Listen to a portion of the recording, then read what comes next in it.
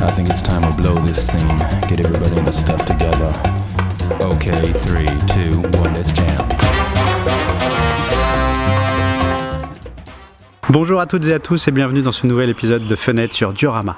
Aujourd'hui, le numéro de l'été sera tout aussi dense que les précédents, même s'il n'y aura que ce numéro pendant les vacances. Au sommaire de l'émission, je vous propose le diorama du mois et son côté enchanteur. On continuera avec la partie convention, et oui, elles reviennent. On enchaînera ensuite avec la partie bibliothèque, où là, je vous présenterai le numéro hors série de Steelmasters. On partira ensuite dans le sud de la France, au pays des citrons, pour le diorameur du mois. On continuera avec la partie astuce, qui sera, elle, toute petite, mais très intéressante, je l'espère. Et enfin, nous terminerons l'émission avec l'initiative, comme d'habitude. Donc, asseyez-vous confortablement, c'est parti! Le diorama du mois nous ramène du côté des légendes arthuriennes et de la souris aux grandes oreilles. Je veux bien sûr parler du décor Merlin l'Enchanteur de son plus grand fan, Stéphane. La base, sur plusieurs niveaux, rajoute du dynamisme à l'ensemble. L'œil est ensuite guidé au centre du playset où se trouve le héros. Cet effet central est renforcé par le mur derrière qui épouse la scène et met en valeur la figurine. Enfin, l'arbre casse un peu une symétrie, tout comme la barrière dont la disposition amène sur l'arbre, et tout cela renforce le dynamisme du diorama. Concernant la sculpture, elle est comme toujours très propre et très nette. Elle joue sur des aspects aux angles marqués de la partie du château fort des formes géométriques, ainsi que sur des rondeurs pour les éléments naturels, comme l'arbre ou la neige. J'adore cette dernière. Elle enrobe les éléments du diorama et renforce l'immersion. On a envie de plonger dedans. De même, le rendu est graphique et ça colle parfaitement à l'ambiance du film de Disney. Par exemple, quelques briques sont représentées, mais pas toutes. Ainsi, Stéphane suggère les briques, ce qui fait que ça va donner ce côté graphique. Une sculpture tout en maîtrise, avec des éléments graphiques, suggestifs, le tout va créer une ambiance et permet vraiment d'épouser le propos de ce diorama et de la scène que Stéphane voulait représenter. Au niveau de la peinture, il y a un aspect graphique très important avec des ombrages délicats. Cela donne un léger dégradé parfait pour représenter tout ce qui correspond aux animés. L'étiquette sur le devant, elle, donne le contraste nécessaire pour rehausser l'ensemble. Le travail sur la figurine permet au final de la rehausser, d'attirer l'œil sur le héros et de donner du contraste à l'ensemble. Au final, on se retrouve comme toujours avec un décor extrêmement maîtrisé, techniquement très réussi. Stéphane prouve tout son amour pour l'univers de Mickey une nouvelle fois. C'est un petit bijou, je vous invite à le suivre si vous ne le connaissez pas. Je sais que beaucoup d'entre vous apprécient son travail comme moi, donc un grand bravo à Stéphane pour cette superbe réalisation. Et oui, ça y est, enfin, on peut parler convention et diorama. Elles ont repris. Pour combien de temps? On ne sait pas, mais en tout cas, on peut y aller muni d'un pass sanitaire, je vous le rappelle. En tout cas, du 19 au 20 juin, s'est déroulée la Geek Unchained de Mulhouse.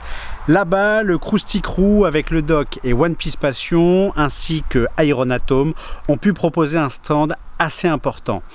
Quel plaisir de revoir du diorama dans une convention. On sait qu'Iron Atom fait des armes à l'échelle 1-1 issues de l'univers manga. Il a pu exposer, le tout mis en valeur par les documents du doc de One Piece.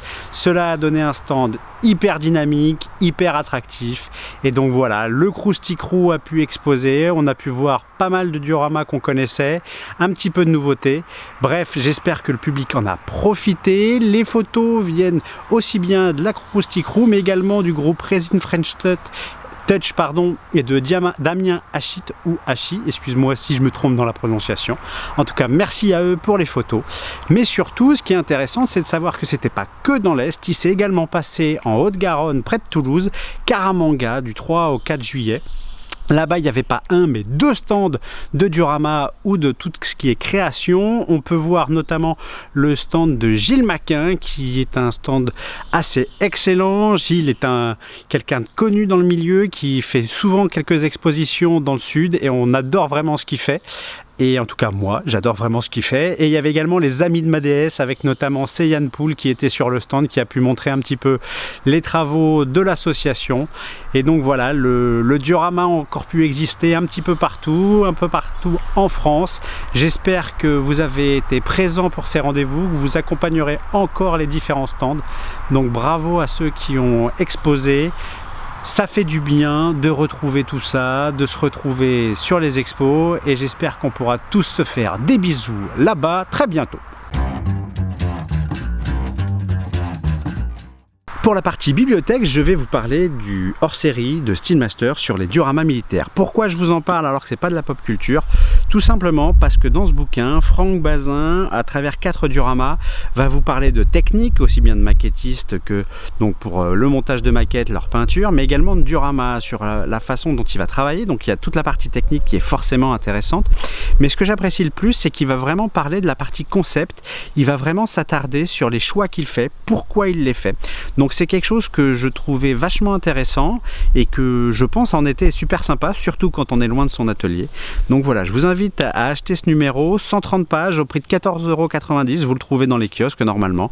Donc voilà, le hors-série numéro 4 de Steelmaster, les dioramas militaires, franchement, prenez-le pour votre été. Le diorameur du mois nous emmène du côté de Menton, le pays des citrons, où on va parler du Viking du Sud. Je veux évidemment parler de Yodin.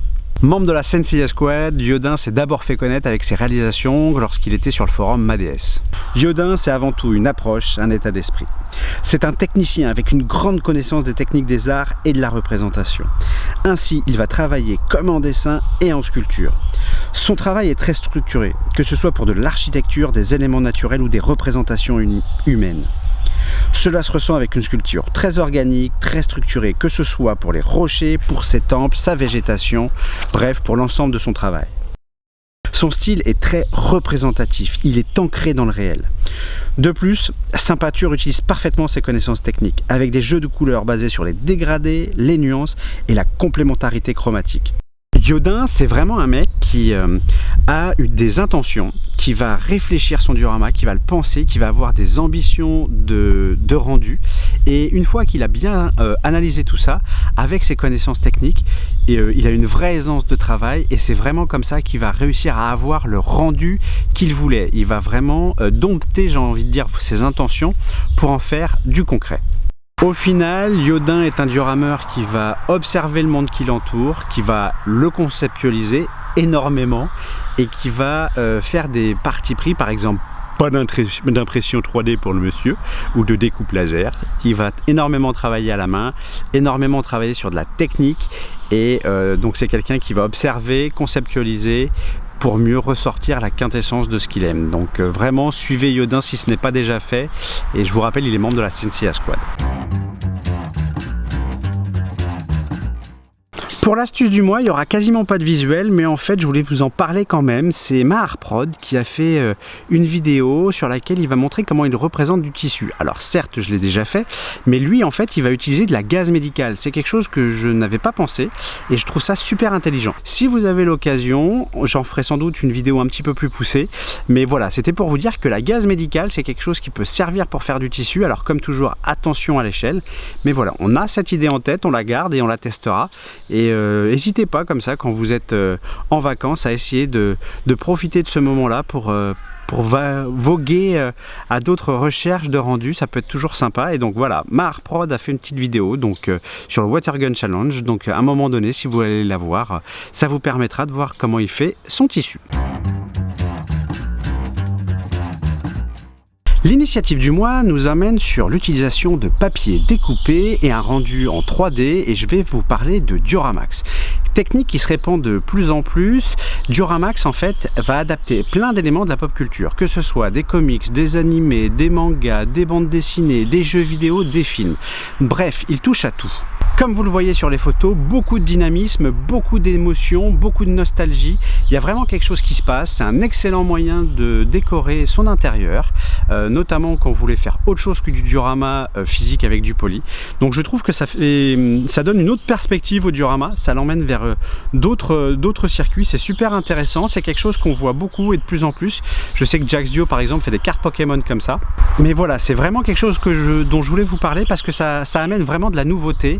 Et c'est vraiment sympa pour chez soi, donc c'est quelque chose que je voulais vous montrer en initiative. Je vous invite à suivre la page de Dioramax, c'est vraiment du super boulot, c'est super kiffant et je pense que c'est une technique dont on va vraiment avoir de plus en plus de représentants dans les années à venir.